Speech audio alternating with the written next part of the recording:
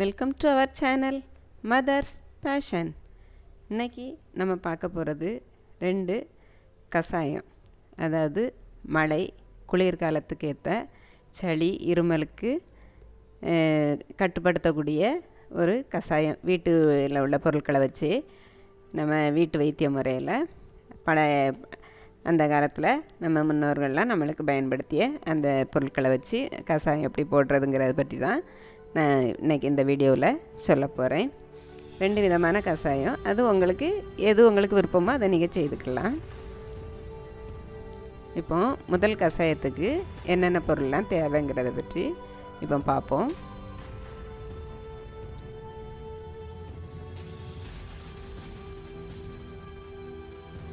இப்போ எங்கள் வீட்டு தோட்டத்திலே உள்ள வெத்தலை தான் நான் எடுத்துருக்கிறேன். 5 வெத்தலை வந்து ரொம்ப நல்லது விஷத்துக்கு.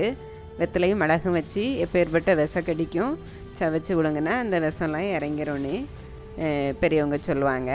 அதனால் வெத்தலை வந்து ரொம்ப நல்லது. அடுத்து நம்ம வீட்டிலே உள்ள தூதுவளையும் சளிக்கு ரொம்ப நல்லது. அதையும் நான் வீட்டிலே வளர்த்துட்ருக்கேன். அதில் ஒரு 5 தூதுவளை எடுத்துருக்கிறேன். எதுவுமே ஃப்ரெஷ்ஷாக இருந்தால் ரொம்ப நல்லா இருக்கும். இப்போ வீட்டில் உள்ள துளசியும் வீட்டில் வளர்க்குறது ரொம்ப நல்லது. சளிக்கு இருமலுக்கு சும்மா சவைச்சு கூட நம்ம சாப்பிடலாம். காலையில் நேரத்தில் அந்த பிள்ளைங்களுக்கு இந்த இளைப்பு வீசிங் இந்த மாதிரி இருக்கிறவங்களுக்கெல்லாம் காலையில் ஒரு வயிற்றில் சவைச்சு சாப்பிடலாம். அதையும் எடுத்துருக்கிறேன். இப்போ ஆடாதோட அது வந்து நான் பறித்து கொஞ்சம் காய போட்டு வச்சுருக்கிறேன். அதில் ஒரு 2 எடுத்துருக்கிறேன். இப்போ வெத்தலையை வந்து நம்ம எப்படி பயன்படுத்தணும்னா அதில் வந்து அந்த காம்பு பகுதியை எடுத்துடணும். காம்பு பகுதியும் நுனியையும் பிச்சு எடுத்துகிட்டு தான் அந்த வெத்தலையை பயன்படுத்தணும்.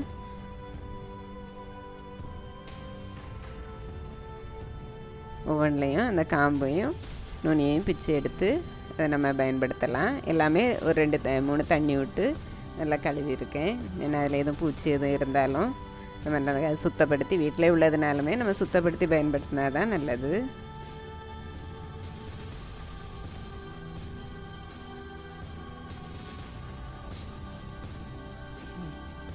இப்போ எல்லாம் ஒரு மண் சட்டியில் நம்ம எடுத்து கழுவி சுத்தப்படுத்தியிருக்கிறதெல்லாம் போட்டு மண் சட்டியில் போடுறதுனால அந்த தன்மை மாறாமல் வரும். இப்போ ஒரு 7 மிளகு எடுத்துருக்கிறேன். ஒரு 2 ஏலக்காய், ஒரு 2 கிராம்பு இதெல்லாம் தட்டி எடுத்துக்கணும். அப்பப்போவே தட்டி போடணும். பொடியெல்லாம் சேர்க்கக்கூடாது. தட்டி போட்டால் தான் அந்த மருந்துகள்லாம் நல்லாயிருக்கும்.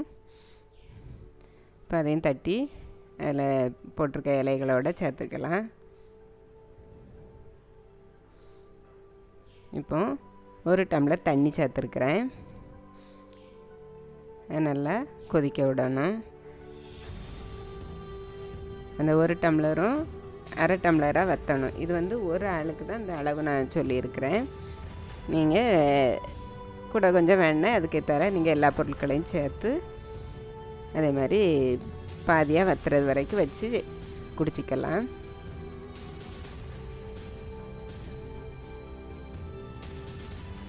அந்த மண் சட்டியில் போடும்போது அந்த வாசம் மண் சட்டி வாசம் எல்லாம் சேர்ந்து ரொம்ப அழகாக இருக்கும். அந்த எல்லா மூலிகை வாசமும் சேர்ந்து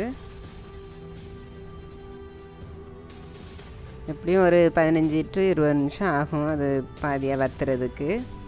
இப்போ நம்மளுக்கு வற்றியாச்சு, எடுத்தாச்சு. கஷாயத்தை இப்போ வடிகட்டி எடுத்துக்கலாம். இப்போ இதில் நீங்கள் நாட்டு சர்க்கரையோ தேனோ கலந்து குடிச்சிக்கலாம். இப்போ 2வது கஷாயம் அது எப்படி போடுறதுங்கிறத பற்றி இப்போ பார்ப்போம். அதுக்கு தேவையான பொருட்கள். இப்போ அதுக்கு ஒரு 7 மிளகு எடுத்துருக்கிறேன். 2 ஏலக்காய், ஒரு 5 திப்பிலி எடுத்துருக்கிறேன்.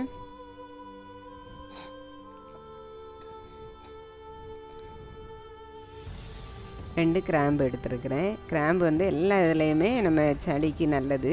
சளிக்கு மட்டும் இல்லை, அது ஆக்சிஜன் லெவலை கூட்டக்கூடிய தன்மை வந்து கிராம்புக்கு உண்டு. இப்போ இது எல்லாத்தையுமே மண் சட்டியில் போட்டுக்கலாம். இப்போ அதில் வெத்தலை ஒரு 2 வெத்தலை எடுத்துருக்கிறேன். ஒரு கைப்பிடி அளவு புதினா வந்து இந்த உடல் வலி, நரம்பு வலி இது எல்லாத்துக்கும் நல்லது. 2 சின்ன வெங்காயம் எடுத்துருக்கிறேன். அதையும் தட்டி போட்டுக்கலாம். சின்ன வெங்காயம்லாம் எவ்வளோ நல்லதுங்கிறத பற்றி நம்ம கடைசியில் பார்க்கலாம். இப்போது 1 டம்ளர் தண்ணி சேர்த்து அதை 1/2 டம்ளராக வற்ற வச்சுக்கலாம்.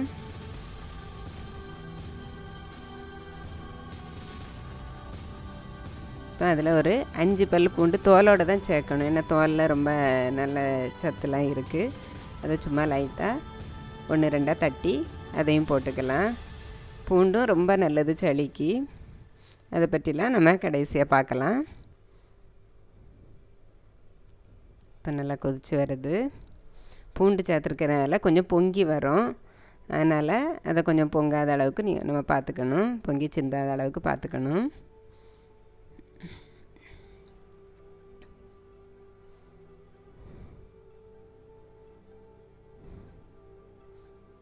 இப்போ நம்ம கஷாயம் ரெடி ஆயிடுச்சு. வடிகட்டிக்கலாம்.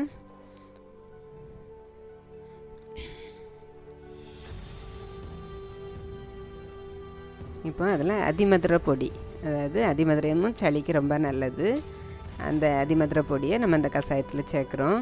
அதாவது 3 கடுகுன்னு சொல்லுவாங்க, 3 கடின்னு சொல்லுவாங்க. அதாவது 3 விரலை வச்சு நம்ம எடுக்கும்போது எவ்வளோ வருதோ அந்த நுனி விரலை வச்சு எடுக்கும். அந்த தான் நம்ம ஒரு ஆளுக்கு நம்ம சேர்க்கணும் ஒரு நேரத்துக்கு.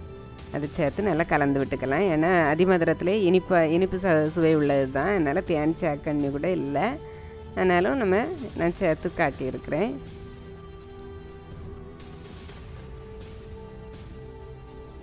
இப்போ நல்லா கலந்து விட்டாச்சு. இதான் நம்ம 2 கஷாயமும் ரெடி ஆயிடுச்சு. இப்போ இந்த கஷாயத்துக்கு நம்ம என்னென்ன பொருள்லாம் சேர்த்துருக்கோமோ அதில் உள்ள பயன்களை பற்றி நான் கொடுத்துருக்குறேன்.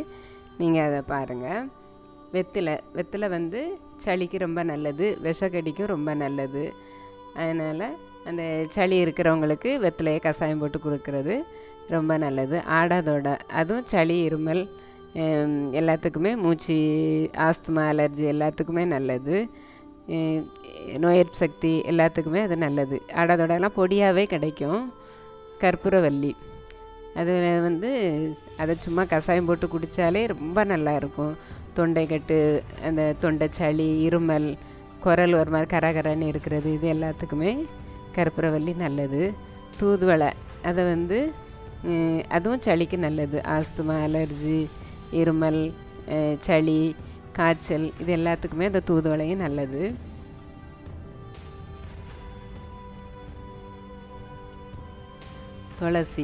துளசி வந்து தேன் சேர்த்து சாப்பிட்றதுனால சளி, இருமல் எல்லாம் கேட்கும். காய்ச்சல் இருக்கிறவங்களுக்கு துளசி கஷாயம் கொடுக்கறது ரொம்ப நல்லது. காய்ச்சல் வர்ற மாதிரி இருக்கிறவங்க இந்த கஷாயத்தை குடித்தாலே ஓரளவுக்கு கட்டுப்படுத்தலாம். புதினா வந்து உடம்பு வலி, நரம்பு வலி, கைகால் வலி இது எல்லாத்தையுமே போக்கும். அதனால தான் அந்த சளி கஷாயத்தில் அதையும் சேர்த்துருக்குறேன்.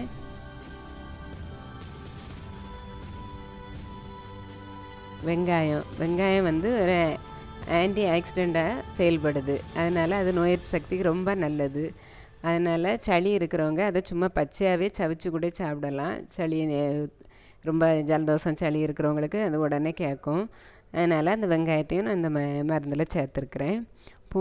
பூண்டு வந்து சளி ரொம்ப இருக்கிறவங்க பூண்டு பால் கூட போட்டு காய்ச்சி குடித்தாலே சளி கேட்கும். இந்த குளிர் நேரத்துக்கு, மழை குளிர் நேரத்துக்கு ரொம்ப நல்ல மருந்து. கிராம்பு வந்து இதில் சளிக்கு மட்டும் இல்லை, நிறைய சத்து இருக்குது. அதோட இந்த கொரோனா நேரத்தில் வந்து ஆக்சிஜன் லெவலை கூட்டுறதுக்கு தேங்காய் பால் கூட பூண்டு பொடியை சேர்த்து குடிச்சிக்கிறது ரொம்ப நல்லது. அதனால் அந்த கிராம்பு எல்லா பொருளையுமே நம்ம சேர்க்கலாம்.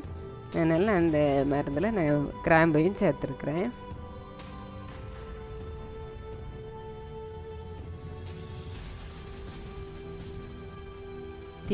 திப்பிலியுமே வந்து திப்பிலியை வறுத்து பொடியாக்கி தேனில் கலந்து சாப்பிட்டா இந்த ஆஸ்துமா, இளைப்பு உள்ள அந்த பிள்ளைங்களுக்கெல்லாம், சின்ன பிள்ளைகளை அப்படி கொடுப்பாங்க.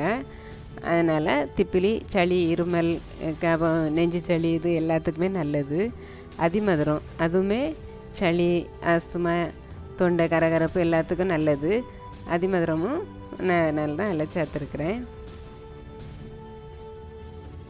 இவ்வளோதாங்க. நம்ம மருந்து இதில் என்னென்ன பயன்லாம் சொல்லியிருக்கேன், நீங்கள் அதை பார்த்து பயன்படுத்திக்கோங்க. உங்களுக்கு இந்த வீடியோ பிடிச்சிருந்துன்னா மறக்காமல் கமெண்ட் பண்ணுங்கள், உங்கள் ஃப்ரெண்ட்ஸுக்கும் ஷேர் பண்ணுங்கள். இது வரைக்கும் நம்ம சேனலை நீங்கள் சப்ஸ்கிரைப் பண்ணலைன்னா உடனே சப்ஸ்கிரைப் பண்ணுங்கள். பக்கத்தில் இருக்கிற பெல் ஐக்கானையும் ப்ரெஸ் பண்ணுங்கள். இந்த பொருட்கள் எல்லாமே எல்லாத்துக்கும் யூஸ்ஃபுல்லாக இருக்கும். அதனால் நீங்கள் வேணுங்கிறவங்க இந்த நாட்களுக்கு இது ரொம்ப உபயோகமாக இருக்கும். கண்டிப்பாக நீங்கள் எல்லாருமே இதை செய்து பார்க்கலாம். தேங்க்யூ.